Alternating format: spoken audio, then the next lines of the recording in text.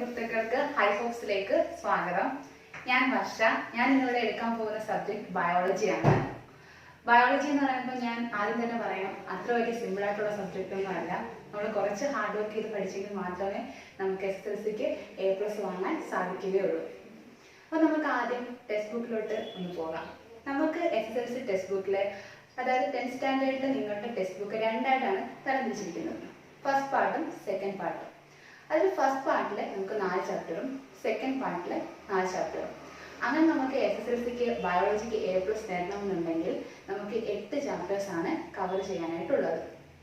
നമുക്ക് ആദ്യത്തെ പാർട്ടിലെ ടെക്സ്റ്റ് ബുക്കിലെ ചാപ്റ്റേഴ്സിലോട്ടൊന്ന് പോകാം. ആദ്യത്തെ ചാപ്റ്ററിന്റെ പേരാണ് സെൻസേഷൻ ആൻഡ് റെസ്പോൺസസ്. നമുക്ക് പേരിലൂടെ തന്നെ മനസ്സിലാവും. സെൻസേഷൻ എന്ന് വെച്ചാൽ എന്താണ്? തിരിച്ചറിയുക. റെസ്പോൺസസ് അതായത് പ്രതികരിക്കുക. നമ്മൾ എന്തെങ്കിലും ഒന്നിനെ സെൻസ് ചെയ്ത് അതിനെതിരെ നമ്മൾ പ്രതികരിക്കുന്നു. ഇവിടെ നമ്മൾ കൂടുതലായിട്ട് പഠിക്കുന്നത് നമ്മുടെ നെർവസ് സിസ്റ്റത്തെ കുറിച്ചിട്ടാണ്. അതുപോലെ തന്നെ ന്യൂറോണിന്റെ സ്ട്രക്ചർ വളരെ ഇമ്പോർട്ടൻ്റ് ആയിട്ട് നമ്മളിവിടെ ഡീറ്റെയിൽഡ് ആയിട്ട് പഠിക്കുന്നുണ്ട്. അപ്പോൾ നമുക്ക് രണ്ടാമത്തെ ചാപ്റ്റർ എന്ന് പറയുന്നത് വിൻഡോസ് ഓഫ് നോളേജ്. നമുക്ക് അതിനകത്ത് പഠിക്കാനായിട്ടുള്ളത് നമ്മുടെ സെൻസ് ഓർഗൻസിനെ കുറിച്ചിട്ടാണ്. കുഞ്ഞുനാൾ മുതലേ നമുക്ക് പഠിച്ചു വരുന്ന കാര്യങ്ങളാണ് നമ്മുടെ സെൻസ് ഓർഗൻസ്. ഏതൊക്കെയാണ് നമ്മുടെ sense organs? Eyes, ears, nose, tongue and skin. അപ്പോൾ ഇവയെക്കുറിച്ച് ഡീറ്റെയിൽഡ് ആയിട്ട് നമ്മൾ സ്റ്റഡി ചെയ്യുന്ന ചാപ്റ്ററാണ് വിൻഡോസ് ഓഫ് നോളേജ്. മൂന്നാമത്തെ ചാപ്റ്ററാണ് കെമിക്കൽ ചേഞ്ചസ് ഫോർ ഹോമിയോസ്റ്റാസിസ്. അതായത് നമ്മുടെ ശരീരത്തിൽ പലതരത്തിലുള്ള ഹോർമോൺസ് നമ്മൾ ശരീരം ഉൽപ്പാദിപ്പിക്കുന്നുണ്ട്. ഗ്രോത്ത് ഹോർമോൺസ്, സെക്സ് ഹോർമോൺസ്, അങ്ങനെ പല രീതിയിലുള്ള ഹോർമോൺസ്. ഈ ഹോർമോൺസിന്റെ അളവ് നമുക്ക് എങ്ങനെ ബാലൻസ് ചെയ്യാൻ പറ്റുന്നു, അതുപോലെ തന്നെ ഏതെങ്കിലും ഒരു ഹോർമോണിന്റെ അളവ് നമ്മുടെ ശരീരത്തിൽ കൂടിക്കഴിഞ്ഞാൽ അതെങ്ങനെ നമ്മുടെ ശരീരത്തെ അഫക്റ്റ് ചെയ്യുന്നു, ഏതെങ്കിലും ഒരു ഹോർമോണിന്റെ അളവ് കുറഞ്ഞു കഴിഞ്ഞാൽ അതെങ്ങനെ നമ്മുടെ ശരീരത്തെ അഫക്റ്റ് ചെയ്യുന്നതൊക്കെയാണ് നമ്മൾ മൂന്നാമത്തെ ചാപ്റ്ററിൽ പഠിക്കുന്നത്. അതുപോലെ തന്നെ നമ്മുടെ ഫസ്റ്റ് പാർട്ട് ടെക്സ്റ്റ് ബുക്കിലെ ലാസ്റ്റ് ചാപ്റ്റർ, അതായത് നമ്മുടെ 4th ചാപ്റ്റർ ആണ് കീപ്പിംഗ് ഡിസീസസ് എവേ. ഡിസീസിനെ കുറിച്ചിട്ടാണ് നമ്മളതിൽ പഠിക്കുന്നത്. ഇപ്പോൾ തന്നെ നമുക്കറിയാം, നമ്മൾ ഒരു വലിയൊരു ഡിസീസുമായിട്ട് പോരാടിക്കൊണ്ടിരിക്കുകയാണ് COVID-19 എന്ന് പറയുന്നത്. അതുപോലെ തന്നെ ഏതൊക്കെ അസുഖങ്ങളാണ് നമുക്ക് പിടിപെടാൻ സാധ്യതയുള്ളത്, ഏതൊക്കെ രീതിയിൽ നമുക്കതിനെ പ്രതിരോധിക്കാം, അങ്ങനെ നമ്മൾ ഡിസീസിനെ കുറിച്ച് സ്റ്റഡി ചെയ്ത ചാപ്റ്ററാണ് 4ാമത്തെ ചാപ്റ്റർ. ക്ലിയർ? അപ്പോൾ നമുക്ക് നമ്മുടെ ടോപ്പിക്കിലോട്ട് പോകാം. അതായത് നമ്മുടെ ഫസ്റ്റ് ചാപ്റ്ററാണ് സെൻസേഷൻ ആൻഡ് റെസ്പോൺസസ്. സെൻസ് ചെയ്യുക, അതായത് നമ്മൾ എന്തിനെയെങ്കിലും തിരിച്ചറിയുക, അതുപോലെ തന്നെ നമ്മൾ അതിനെതിരെ പ്രതികരിക്കുക. നമ്മളിപ്പോൾ ഒരു റോഡിൽ കൂടെ നടന്നു പോകുന്നു, പെട്ടെന്ന് തന്നെ നമ്മുടെ കാലിൽ ഒരു മുള്ളു കൊള്ളുന്നു. പെട്ടെന്ന് തന്നെ നമ്മൾ എന്ത് ചെയ്യും? കാല് നമ്മൾ പുറകോട്ട് വലിക്കാനുള്ള അവസ്ഥ ഉണ്ടാവും. അവിടെ എന്താണ് സംഭവിച്ചത്? ആ മുള്ള് നമ്മുടെ കാലിൽ കൊണ്ടുകൊണ്ടാണ് നമ്മൾക്ക് കാല് പെട്ടെന്ന് മുന്നോട്ട് കൊണ്ടുപോകേണ്ടി വന്നത്. അവിടെ സ്റ്റിമുലയായിട്ട് ആക്ട് ചെയ്തിരിക്കുന്ന ആ മുള്ളാണ്.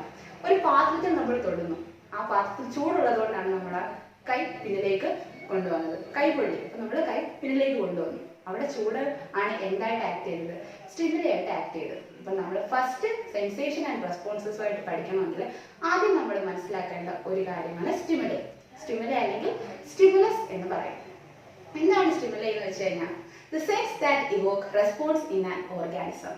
അതായത് ഏതൊരു ജീവജാലങ്ങളിലും പ്രതികരണത്തിന് കാരണമാകുന്ന പ്രേരണകളെ അല്ലെങ്കിൽ ഏതെങ്കിലും ഒരു ഫാക്ടറിനെയാണ് നമ്മൾ എന്തെന്ന് പറയുന്നത്? സ്റ്റിമുലൈ എന്ന് പറയുന്നത്. ചൂട്, തണുപ്പ്, അതുപോലെ തന്നെ ടച്ച്, പ്രഷർ, ഇതെല്ലാം എന്തിന്റെ ഭാഗമായിട്ട് വരാം? ഇതൊക്കെ എന്താണ്? ഒരു സ്റ്റിമുലൈയാണ്. അതുപോലെ തന്നെ സ്റ്റിമുലൈ നമുക്ക് രണ്ടായിട്ട് ക്ലാസിഫൈ ചെയ്യാൻ പറ്റുന്നതാണ്. ഇന്റേണൽ സ്റ്റിമുലസും എക്സ്റ്റേണൽ സ്റ്റിമുലസും. സ്റ്റിമുലസ് എന്ന് പറഞ്ഞാൽ അറിയാമല്ലോ, എന്താണ്? ഉദ്ദീപനം. അപ്പൊ രണ്ട് രീതിയിൽ നമുക്ക് അതിനെ ക്ലാസിഫൈ ചെയ്യാം. ആന്തരിക ഉദ്ദീപനവും അതുപോലെ തന്നെ ബാഹ്യ ഉദ്ദീപനവും. നമ്മുടെ ശരീരത്തിന് അകത്ത് വെച്ച് നടക്കുന്ന ഏതൊരു സ്റ്റിമുലസിനും നമ്മൾ എന്തെന്ന് പറയും? ആന്തരിക ഉദ്ദീപനം, ഇന്റേണൽ സ്റ്റിമുലസ് എന്ന് പറയും. അതായത് അതിന് എക്സാമ്പിൾ പറയുകയാണെങ്കിൽ വിശപ്പ് അല്ലെങ്കിൽ ദാഹം. നോർമലായിട്ട് നമ്മൾ ഫുഡ് കഴിച്ചുകൊണ്ടിരിക്കുന്നു, പെട്ടെന്ന് ഒരു ദിവസം എന്ത് പറ്റും? നമ്മൾ ഫുഡ് കഴിക്കാതാകുമ്പോഴത്തേക്കും നമ്മുടെ ശരീരത്തിൽ നിന്നും ഒരു സ്റ്റിമുലസ് ഉണ്ടാവാം, വിശപ്പ് എന്ന രീതിയിൽ ഒരു സ്റ്റിമുലസ്. ആ ഒരു സ്റ്റിമുലസിനെ നമ്മൾ നേരിടാൻ വേണ്ടിയിട്ട് അല്ലെങ്കിൽ അതിനെതിരെ നമ്മൾ എങ്ങനെയാണ് പ്രതികരിക്കുന്നത്? പൊതുവെ നമ്മൾ ഭക്ഷണം അകത്തേക്ക് കൊടുത്തുകൊണ്ടാണ്. പുറത്തുനിന്നുള്ള ഭക്ഷണം നമ്മുടെ അകത്തേക്ക് കൊടുക്കുമ്പോഴത്തേക്കും നമ്മുടെ ആ വിശപ്പ് എന്ന് പറയുന്ന സ്റ്റിമുലസിനെ നമ്മളവിടെ പ്രതിരോധിക്കുന്നു. അതുപോലെ തന്നെയാണ് ദാഹവും. ദാഹിച്ചിരിക്കുന്ന ഒരാൾക്ക് വെള്ളം കൊടുത്തു കഴിഞ്ഞാൽ ആ ഒരു സന്ദർഭത്തോടെ നമ്മൾ എന്ത് ചെയ്യുന്നു? പ്രതികരിക്കുകയാണ്. നമ്മൾ ആ വെള്ളം കിട്ടാതെ നിൽക്കുന്ന ഒരവസ്ഥയിൽ നമ്മൾ വെള്ളം കുടിക്കാതെ നമ്മൾ ദാഹിച്ചിരിക്കുന്ന ഒരവസ്ഥയാണ് നമ്മൾ എന്തെന്ന് പറയുന്നത്? സ്റ്റിമുലസ് ആയിട്ട്. അവിടെ ദാഹമാണ് സ്റ്റിമുലസ് ആയിട്ട് ആക്ട് ചെയ്യുന്നത്. ആ സ്റ്റിമുലസിനെ നമ്മൾ പ്രതിരോധിക്കുന്ന വെള്ളം അകത്തേക്ക് കൊടുത്തുകൊണ്ടാണ്. അതാണ് ഇന്റേണൽ സ്റ്റിമുലസ്. അതുപോലെ തന്നെ എക്സ്റ്റേണൽ സ്റ്റിമുലസ് ഉണ്ട്. എക്സ്റ്റേണൽ സ്റ്റിമുലസ് എന്ന് വെച്ചാൽ എന്താണ്? നമ്മുടെ ശരീരത്തിന് പുറത്തുണ്ടാവുന്ന സ്റ്റിമുലസ്. അതായത് നമ്മളൊരു ചൂടുള്ള പാത്രത്തിൽ തൊടുമ്പോൾ ആ പാത്രത്തിനകത്ത് ചൂടുണ്ടായിരുന്നു, അത് ചൂടെന്ന് പറയുന്ന സ്റ്റിമുലസ് ആയിട്ട് ആക്ട് ചെയ്തു. അതിനു വേണ്ടി നമ്മൾ എന്ത് ചെയ്തു? നമ്മൾ പെട്ടെന്ന് തന്നെ നമ്മുടെ കൈ പൊള്ളാതിരിക്കാൻ പിന്നിലേക്ക് കൊണ്ടുപോകുന്നു. അപ്പൊ അവിടെ നമ്മൾ പ്രതികരിക്കുന്നു. അതൊരു എക്സ്റ്റേണൽ സ്റ്റിമുലസ് ആണ്. അതിന് എക്സാമ്പിൾ ആണ് ഹീറ്റ്, കോൾഡ്, ടച്ച്. അതെല്ലാം എക്സ്റ്റേണൽ സ്റ്റിമുലസിന്റെ എക്സാമ്പിൾസ് ആണ്. മനസ്സിലായല്ലോ? ഇതുപോലെ തന്നെ നമ്മുടെ സെൻസേഷനും റെസ്പോൺസിനും സഹായിക്കുന്ന ഒരുപാട് ഭാഗങ്ങൾ നമ്മുടെ ശരീരത്തിലുണ്ട്. അതിൽ പ്രധാനമായിട്ടും നമ്മുടെ നെർവസ് സിസ്റ്റം വലിയൊരു ഭാഗം നിൽക്കൊള്ളുന്നുണ്ട്. അപ്പൊ നമുക്ക് നമ്മുടെ നെർവസ് സിസ്റ്റത്തിലോട്ട് പോകാം. നെർവസ് സിസ്റ്റത്തിലോട്ട് പോകുമ്പോൾ നമുക്ക് ആദ്യം എന്താണ്? നമുക്ക് 3 കാര്യങ്ങളാണ് നെർവസ് സിസ്റ്റത്തിലോട്ട് ഉള്ളത്: ബ്രെയിൻ, സ്പൈനൽ കോഡ്, അതുപോലെ തന്നെ നെർവ്സ്. അതിന് മുമ്പ് നമുക്ക് ന്യൂറോണിനെ കുറിച്ച് പഠിക്കണം, നെർവസ് സെല്ലിനെ കുറിച്ച് പഠിക്കണം, ന്യൂറോണിന്റെ സ്ട്രക്ചറിനെ കുറിച്ച് പഠിക്കണം. അതുപോലെ തന്നെ ഇതിനേക്ക് മുമ്പേ നമുക്ക് റിസപ്റ്റർ സെല്ലിനെ കുറിച്ച് പഠിക്കണം. അടുത്തത് നമ്മൾ പഠിക്കാൻ പോകുന്നത് റിസപ്റ്റർ സെൽസിനെ കുറിച്ചിട്ടാണ്. എന്താണ് receptor cells? Receptor cells are the specialised cells which help to receive stimuli. ഇതൊരു പ്രത്യേക തരം കോശമാണ്. സ്റ്റിമുലകളെ റിസീവ് ചെയ്യാൻ വേണ്ടിയിട്ട് നിർമ്മിക്കപ്പെട്ടിട്ടുള്ള ഒരു പ്രത്യേക തരം കോശമാണ് receptor cells. Receptor cells are spread all over the body. നമ്മുടെ ശരീരത്തിന്റെ എല്ലാ ഭാഗങ്ങളിലും എന്ത് കാണാൻ പറ്റുന്നുണ്ട്? റിസപ്റ്റർ സെൽസ് കാണാൻ പറ്റുന്നുണ്ട്. പക്ഷേ ഇത് കൂടുതലും എഫക്റ്റീവായിട്ട് ആക്ട് ചെയ്യുന്നത് നമ്മുടെ സെൻസ് ഓർഗൻസിലായിരിക്കും. റിസപ്റ്റർ സെൽസ് എന്ന് വെച്ചാൽ എന്താണ്? നമ്മുടെ സ്റ്റിമുലകളെ സ്വീകരിക്കാൻ വേണ്ടിയിട്ട് നമ്മുടെ ശരീരം നിർമ്മിച്ചിരിക്കുന്ന പ്രത്യേകതരം സ്പെഷ്യലൈസ്ഡ് സെൽസ് ആണ് റിസപ്റ്റർ സെൽസ്. നമ്മുടെ ശരീരത്തിലെ എല്ലാ ഭാഗങ്ങളിലും കാണപ്പെടുന്നുണ്ടെങ്കിലും നമ്മുടെ സെൻസ് ഓർഗൻസ് ആയിട്ടുള്ള ഐ, ഇയർ, നോസ്, ടങ്, സ്കിന്നുകളാണ് പ്രധാനമായിട്ടും റിസപ്റ്റർ സെൽസ് കാണപ്പെടുന്നത്. ഇത് നമുക്ക് ഇമ്പോർട്ടൻറ്റ് ടോപ്പിക് ആയിട്ടുള്ള ന്യൂറോണിലേക്ക് പോകാം. ന്യൂറോൺ അല്ലെങ്കിൽ സ്ട്രക്ചർ ഓഫ് ന്യൂറോൺ ഇമ്പോർട്ടൻ്റ് ആയിട്ടുള്ള ഒരു ക്വസ്റ്റ്യൻ ആണ്. അതുപോലെ തന്നെ നെർവസ് സെൽ എന്ന് നമ്മളിതിനെ വിളിക്കുന്നുണ്ട്. നെർവസ് സെൽ എന്ന് പറയുന്നത് എല്ലാ സെല്ലിനെയും പോലെ തന്നെ ഒരു കോശമാണ് ഈ നെർവസ് സെല്ല്. പക്ഷെ അതിനകത്തുള്ള ഒരു ഡിഫറൻസ് എന്ന് പറഞ്ഞാൽ മറ്റുള്ള കോശങ്ങളെക്കാട്ടിയും കുറച്ചും കൂടെ നീളമേറിയതായിരിക്കും നെർവസ് സെൽ എന്ന് പറയുമ്പോൾ. ഇനി എന്താണ് nervous cell? The structural and functional unit of nervous system is called nervous cell. അതായത് നമ്മുടെ നാഡീവ്യവസ്ഥയുടെ അടിസ്ഥാന ഘടകമാണ് എന്തെന്ന് പറയുന്നത് നെർവസ് സെൽ എന്ന് പറയുമ്പോൾ. ഇനി നമുക്ക് നെർവസ് സെല്ലിന്റെ ഡയഗ്രത്തിലോട്ട് പോകാം. അതിന്റെ സ്ട്രക്ചറാണ് നമ്മളിവിടെ കൊടുത്തിരിക്കുന്നത്. ആ സ്ട്രക്ചറിലോട്ട് ആദ്യം നിങ്ങളൊന്ന് നോക്കുക. ഒരുപാട് ലേബൽ നമ്മളവിടെ കാണാൻ പറ്റുന്നുണ്ട്. പക്ഷെ പ്രധാനമായിട്ടും നമ്മുടെ നെർവസ് സെല്ലിനെ 3 ആയിട്ടാണ് തരംതിരിച്ചിരിക്കുന്നത്. ആദ്യത്തേതാണ് സൈറ്റോൺ, സൈറ്റോൺ അല്ലെങ്കിൽ സെൽ ബോഡി. രണ്ടാമത്തേതാണ് ഡെൻഡ്രോൺ. മൂന്നാമത്തേതാണ് ആക്സോൺ.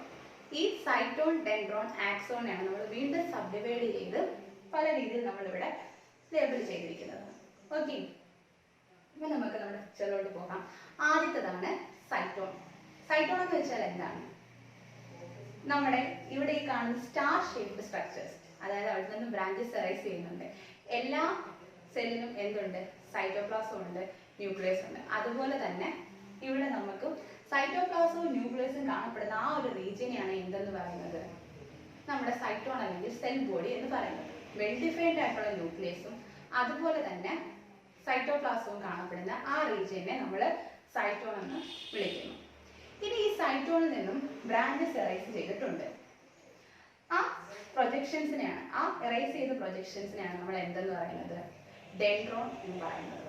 ഈ ഡെൻഡ്രോൺ വീണ്ടും സബ് ബ്രാഞ്ച് ചെയ്തിട്ടുണ്ട്. അതിനെ നമുക്ക് എന്ത് പറയാം? ഡെൻഡ്രൈറ്റിസ് എന്ന് പറയാം. എന്താണ് ഇനി ഈ ഡെൻഡ്രൈറ്റിസിന്റെ കർത്തവ്യം അല്ലെങ്കിൽ അവയുടെ ധർമ്മം എന്താണെന്ന് വെച്ചാൽ, അഡ്ജസന്റ് ന്യൂറോണിൽ നിന്നും നമ്മുടെ ഇമ്പൾസസിനെ കൊണ്ടുവന്ന് ഡെൻഡ്രോണിന് കൊടുക്കുക എന്നതാണ് ഡെൻഡ്രൈറ്റിസിന്റെ ധർമ്മം. ഡെൻഡ്രോൺ ഇനി എന്താണ് ചെയ്യുന്നത്? നമ്മുടെ ഡെൻഡ്രൈറ്റിസ് നിന്ന് കിട്ടിയ ഇമ്പൾസിനെ അത് നമ്മുടെ സെൽ ബോഡിയിലോട്ട് കൊടുക്കുന്നു. അപ്പൊ ഈ ഒരെണ്ണം മാത്രം എന്ത് ചെയ്ത് എലോങ്ങേറ്റ് ചെയ്ത് പോയിട്ടുണ്ട്, ഒരു ബ്രാഞ്ച് മാത്രം എലോങ്ങേറ്റ് ചെയ്ത് പോയിട്ടുണ്ട്. അതിനെ വിളിക്കുന്ന പേരാണ് ആക്സോൺ. ന്യൂക്ലിയസ് ഉള്ള പാർട്ടിനെ സൈറ്റോൺ എന്നും അതിൽ നിന്ന് എറൈസ് ചെയ്ത ചെറിയ ബ്രാഞ്ചസിനെ നമുക്ക് ഡെൻഡ്രോൺ എന്നും പറയാം. അതിൽ ഒരെണ്ണം കുറച്ചുകൂടെ എലോങ്ങേറ്റ് ചെയ്ത് പോയിട്ടുണ്ട്. അതിനെ നമുക്ക് എന്ത് പറയാം? ആക്സോൺ എന്ന് പറയാം. ആക്സോണിന്റെ ജോലി എന്താണ്? It carries impulses outside through cyton. സൈറ്റോണിൽ നിന്നും കിട്ടുന്ന ഇമ്പൾസിനെ പുറത്തോട്ട് കൊണ്ടുവരുന്നതാണ് ആക്സോൺ. ഇനി നമുക്ക് ആക്സോണിനെ വീണ്ടും ബ്രാഞ്ചസ് ആയിട്ട് തരംതിരിച്ചിട്ടുണ്ട്. അതിനെ ആക്സോണൈറ്റ്സ് എന്ന് പറയുന്നത്. ആക്സോണിന്റെ ബ്രാഞ്ചസിനെയാണ് നമ്മൾ ആക്സോണൈറ്റ്സ് എന്ന് വിളിക്കുന്നത്. ഈ ആക്സോണൈറ്റ്സിന്റെ ടിപ്പിലായിട്ട് നമുക്ക് നോബ് ലൈക്ക് സ്ട്രക്ചേഴ്സ് കാണാം. ആ നോബിനെ നമ്മൾ സിനാപ്റ്റിക് നോബ് എന്ന് വിളിക്കുന്നു. സിനാപ്റ്റിക് നോബിന്റെ പ്രധാനപ്പെട്ട ഒരു കർത്തവ്യമാണ് it secrete neurotransmitters. Synaptic knob എവിടെയാണ് കാണപ്പെടുന്നത്? ടിപ്പ് ഓഫ് ആക്സോണൈറ്റ്സിലാണ്. അത് ന്യൂറോ ട്രാൻസ്മിറ്റേഴ്സിനെ സെക്രീറ്റ് ചെയ്യുന്നു. ആക്സോണിനെ ബേസ് ചെയ്തിട്ടാണ് ഇനി നമ്മൾ പഠിക്കാൻ പോകുന്നത്. ആക്സോണിനെ കവർ ചെയ്ത് കാണുന്ന ആ റീജിയനെയാണ് നമ്മൾ എന്തെന്ന് പറയുന്നത്?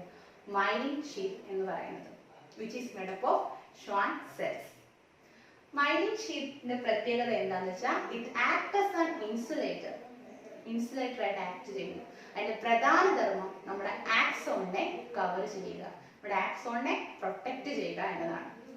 അതുപോലെ തന്നെ മൈലിൻ ഷീത്തിനെ നിർമ്മിച്ചിരിക്കുന്നത് എന്തുകൊണ്ടാണ്? ഷ്വാൻ സെൽസ് കൊണ്ടിട്ടാണ്. പക്ഷേ നമ്മുടെ ബ്രെയിനിനെയും സ്പൈനൽ കോഡിനെയും നിർമ്മിച്ചിരിക്കുന്നത് ഷ്വാൻ സെൽസ് കൊണ്ടല്ല. അതിനെ നമ്മൾ ഒലിഗോഡെൻഡ്രോസൈറ്റ്സ് എന്ന് പറയുന്ന പ്രത്യേക സെൽസ് വെച്ചാണ് മൈലിൻ ഷീത്ത് നിർമ്മിച്ചിരിക്കുന്നത്. അതായത് നമ്മുടെ ബ്രെയിനിലെയും സ്പൈനൽ കോഡിന്റെയും മൈലിൻ ഷീത്ത് നിർമ്മിച്ചിരിക്കുന്നത് എന്ത് വെച്ചിട്ടാണെന്ന് വെച്ചാൽ ഷ്വാൻ സെൽസ് അല്ല, പകരം ഒലിഗോഡെൻഡ്രോസൈറ്റ്സ് എന്ന് പറയുന്ന പ്രത്യേകതരം സെല്ല് കൊണ്ടാണ്. ഇനി നമ്മുടെ മൈലിൻ ഷീത്തിന്റെ ഫങ്ഷൻസിനെ കുറിച്ചിട്ടാണ് പറയുന്നത്. First function, it protects the axon. നമ്മുടെ ആക്സോണിനെ പ്രൊട്ടക്ട് ചെയ്യുന്നു. It act as an insulator. രണ്ടാമത്തെ പോയിന്റ് ആണ്, രണ്ടാമത്തെ ഫംഗ്ഷൻ ആണ്.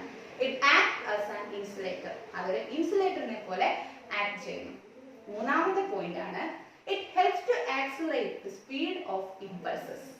നമ്മുടെ ഇമ്പൾസിന്റെ സ്പീഡ് കൂട്ടാൻ ആര് സഹായിക്കുന്നു?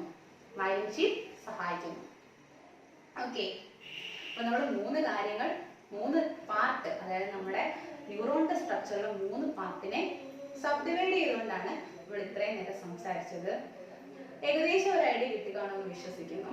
ഒന്നും കൂടെ നമുക്ക് നമ്മൾ ആദ്യം തൊട്ട് നമ്മുടെ ക്ലാസ്സിലോട്ടൊന്ന് പോകാം, വൈൻഡ് അപ്പ് ചെയ്യാൻ വേണ്ടിയിട്ടാണ്. ഫസ്റ്റ് നമ്മൾ പഠിച്ചത് എന്തായിരുന്നു? സ്റ്റിമുലസ്. അതായത് നമ്മുടെ ശരീരത്തിൽ നടക്കുന്ന സെൻസേഷനെയും റെസ്പോൺസസിനെയും നിയന്ത്രിക്കുന്ന നമ്മുടെ ശരീരത്തിലെ ഭാഗങ്ങളാണ് സ്റ്റിമുലസ്. അതുപോലെ തന്നെ നമ്മുടെ റിസപ്റ്റർ സെൽസ്, അതുപോലെ തന്നെ പിന്നെന്താണ് നമ്മുടെ ന്യൂറോൺ അല്ലെങ്കിൽ നെർവ് സെൽ എന്ന് പറയുന്നത്. സ്റ്റിമുലസ് എന്ന് പറഞ്ഞാൽ എന്താണ്? നമ്മൾ സെൻസ് ചെയ്യുന്ന എന്തിനെ നമ്മൾ സ്റ്റിമുലസ് എന്ന് പറയുന്നു. Sense that provoke response in an organism. ജീവജാലങ്ങളിൽ പ്രതികരണത്തിന് കാരണമാകുന്ന ഏതൊരു ഫാക്ടറിനെ നമ്മൾ സ്റ്റിമുലസ് എന്ന് പറയുന്നു. രണ്ടായിട്ട് തരംതിരിച്ചിരിക്കുന്നു നമ്മൾ സ്റ്റിമുലസിനെ, internal stimulus and external stimulus. Internal stimulus നമ്മുടെ ശരീരത്തിനകത്ത് നടക്കുന്ന വിശപ്പ്, ദാഹം, അതൊക്കെ എന്തിന് എക്സാമ്പിൾ ആണ്? ഇന്റേണൽ സ്റ്റിമുലസിന്. പുറത്ത് നടക്കുന്നതിനാണ് എക്സ്റ്റേണൽ സ്റ്റിമുലസ് എന്ന് പറയുന്നത്. അതിന് എക്സാമ്പിൾ ആണ് ഹീറ്റ്, കോൾഡ്, പ്രഷർ എന്നിവയൊക്കെ.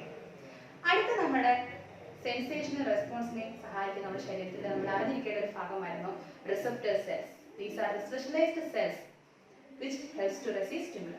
സ്റ്റിമുലകളെ സ്വീകരിക്കാൻ വേണ്ടിയിട്ട് പ്രത്യേകമായി തയ്യാറാക്കിയിരിക്കുന്ന കോശങ്ങളാണ് എന്തെന്ന് പറഞ്ഞു കഴിഞ്ഞാൽ നമ്മുടെ റിസപ്റ്റർ സെൽസ്. ഇനി നമ്മൾ നമ്മുടെ നെർവസ് സിസ്റ്റത്തിലെ ന്യൂറോണിന്റെ സ്ട്രക്ചർ ആണ് നമ്മൾ പഠിച്ചത്.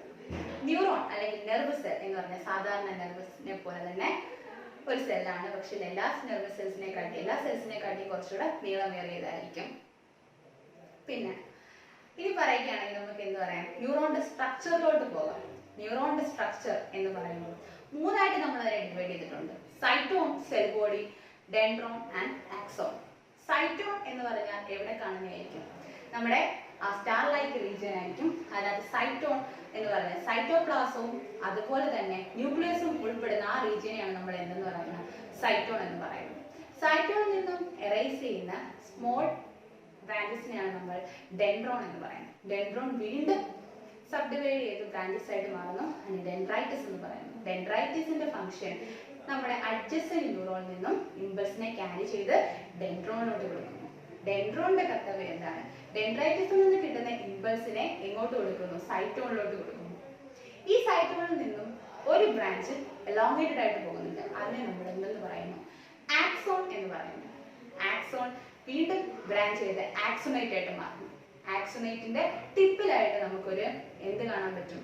ഒരു ചെറിയൊരു പ്രൊജക്ഷൻ കാണാൻ പറ്റും. അതിനൊരു നോബ് ലൈക്ക് സ്ട്രക്ചർ കാണാൻ പറ്റും. അതിനെ നമ്മൾ സിനാപ്റ്റിക് നോബ് എന്ന് പറയുന്നു. ഇനി ആക്സോണിനെ കവർ ചെയ്ത് പ്രത്യേക തരത്തിലുള്ള ഒരു ഷീറ്റ് കാണാൻ പറ്റുന്നുണ്ട്. അതിനെ നമ്മൾ മൈലിൻ ഷീറ്റ് എന്ന് പറയുന്നു. മൈലിൻ ഷീറ്റ് നിർമ്മിച്ചിരിക്കുന്നത് ഷോൺ സെൽസ് കൊണ്ടാണ്, നമ്മൾ നേരത്തെ പറഞ്ഞിരുന്നു. അതുപോലെ തന്നെ നമ്മുടെ ബ്രെയിനിനെയും സ്പൈനൽ കോഡിന്റെയും മൈലിൻ ഷീറ്റ് നിർമ്മിച്ചിരിക്കുന്നത് ഷോൺ സെൽസ് വെച്ചിട്ടല്ല, പകരം ഒലിഗോഡെൻഡ്രോസൈറ്റ്സ് എന്ന് പറയുന്ന സെൽ വെച്ചിട്ടാണ്. ഓക്കെ, ഇനി നമ്മളിതിന്റെ മെയിൻ ഫംഗ്ഷൻസ് ആണ്, അതായത് നമ്മുടെ മൈലിൻ ഷീറ്റിന്റെ ഫംഗ്ഷൻസ്. അത് ഫസ്റ്റ് ഫംഗ്ഷൻ എന്ന് വെച്ച് കഴിഞ്ഞാൽ ഇറ്റ് പ്രൊട്ടക്ട്സ് ദ ആക്സോൺ, ആക്സോണിനെ പ്രൊട്ടക്ട് ചെയ്യുന്നു. ഇനി രണ്ടാമത്തെ function it acts as an insulator, അതിൽ ഇൻസുലേറ്റർ ആയിട്ട് ആക്ട് ചെയ്യുന്നു. മൂന്നാമത്തെയാണ് it helps to accelerate the speed of impulses, നമ്മുടെ ഇമ്പൾസിന്റെ സ്പീഡ് കൂട്ടാൻ സഹായിക്കുന്നു.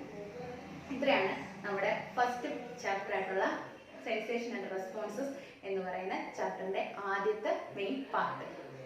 ഓക്കെ, നിങ്ങൾ ഒരിക്കലും ഇത് മറക്കരുത്. അതായത് നമ്മൾ ആദ്യം പഠിച്ച ഇമ്പൾസ്, അതുപോലെ രണ്ടാമത് പഠിച്ച റിസപ്റ്റർ സെൽസ്, മൂന്നാമത് പഠിച്ച ന്യൂറോണിന്റെ സ്ട്രക്ചർ അല്ലെങ്കിൽ നെർവ് സെൽ.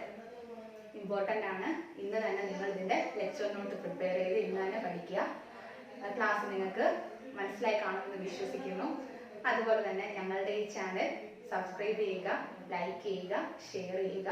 അതുപോലെ തന്നെ മാക്സിമം കുട്ടികളിലേക്ക് ഈ ഒരു അറിവ് പകർന്നു കൊടുക്കാൻ എല്ലാവരും ശ്രമിക്കുക. ഇത്രയും പറഞ്ഞുകൊണ്ട് ഇന്നത്തെ ക്ലാസ് ഞാൻ നിർത്തുകയാണ്. അടുത്ത സെക്ഷനിൽ നല്ലൊരു പാർട്ട് ആണ് നമുക്കിത് ഡിസ്കസ് ചെയ്യാനുള്ളത്. ആ ഒരു പോർഷൻ ആരും മിസ് ചെയ്യരുത്. എല്ലാവരും തീർച്ചയായിട്ടും കാണണം. Okay, thank you.